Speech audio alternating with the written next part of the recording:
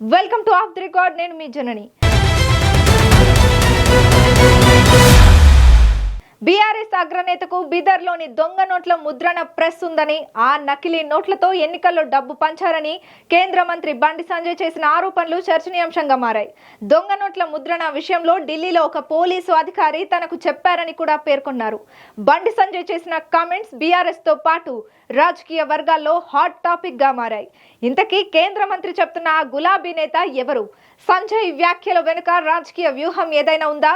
Let's watch this of the record.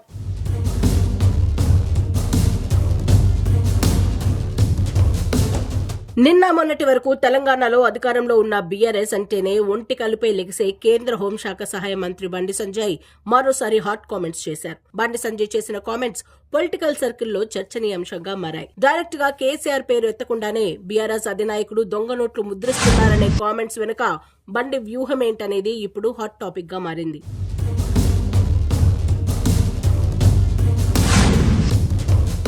బీదర్లో BRS అగ్రనేతకు printing press ఉండేదని, ఆ printing press లో BRS కరపత్రాలే కాకుండా దొంగ నోట్లు కూడా ముద్రించారని బండి సంజయ్ సంచలన ఆరోపణలు చేశారు. ఆ ప్రింటింగ్ ప్రెస్ ని సీజ్ చేయడానికి వెళ్తుంటే రాష్ట్రంలోని ఓ ముఖ్య నాయకుడు తనని ఆపాడని ఓ పోలీస్ అధికారి తనకు చెప్పినట్లు బండి సంజయ్ వ్యాఖ్యానించారు. బీదర్ లో ఒక ప్రింటింగ్ ప్రెస్ ఉండే, ఆ ప్రింటింగ్ ప్రెస్ టీఆర్ఎస్ పార్టీ ఆది నాయకుడు ఉంది. మరి ఏం చేస్తారు సార్ అంటే టీఆర్ఎస్ పార్టీ కరపత్రాలు కాదు, దొంగ నోట్లు ముద్రిస్తున్నాడు. దొంగ నోట్లు ముద్రించే ప్రింటింగ్ ప్రెస్ బీదర్ లో ఉన్నది.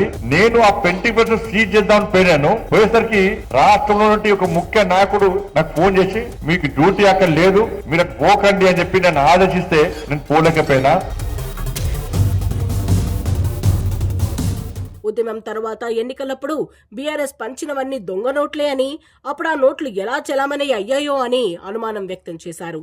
ఇప్పుడు ఈ వ్యాఖ్యలే తెలంగాణ రాష్ట్ర వ్యాప్తంగా సంచలనంగా మారాయి.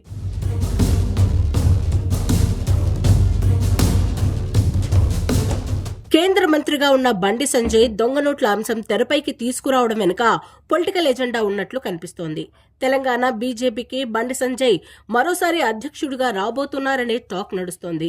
మళ్లీ సంజయ్ బీజేపీ పగ్గాలు పట్టుకోబోతున్నారనే చర్చ నడుస్తున్న తరుణంలో కేంద్ర హోంశాఖ సహాయ మంత్రిగా ఉన్న ఆయన బీఆర్ఎస్ ను టార్గెట్ చేయడం పొలిటికల్ స్టంటే అంటున్నారు రాజకీయ విశ్లేషకులు.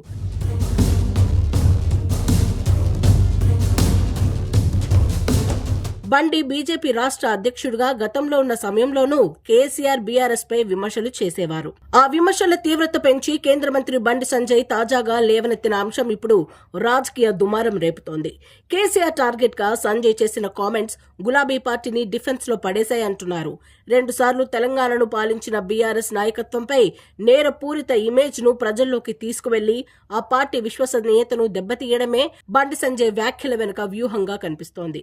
తెలంగాణ ఉద్యమంతో ముడిపడిన ఈ ఆరోపణలపై ప్రజల్లో చర్చ నడిస్తే బీఆర్ఎస్ ప్రాధాన్యత తగ్గుతుందని, దాన్ని బీజేపీకి ప్లస్ గా మార్చుకోవచ్చన్నది కేంద్ర మంత్రి వ్యూహంగా చెప్తున్నారు.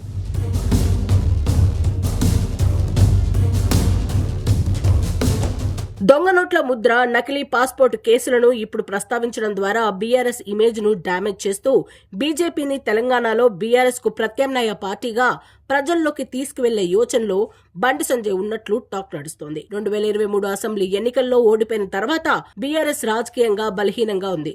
ఆ స్థానంలో బీజేపీ బలపడాలనేది కమలదళం వ్యూహం. బీఆర్ఎస్ అధినేతగా, తెలంగాణ ఉద్యమ నాయకుడిగా కేసీఆర్ కు ఉన్న రాజకీయ ప్రాధాన్యతను తగ్గించే క్రమంలోనే ఇలాంటి వ్యాఖ్యలు చేశారంటున్నారు.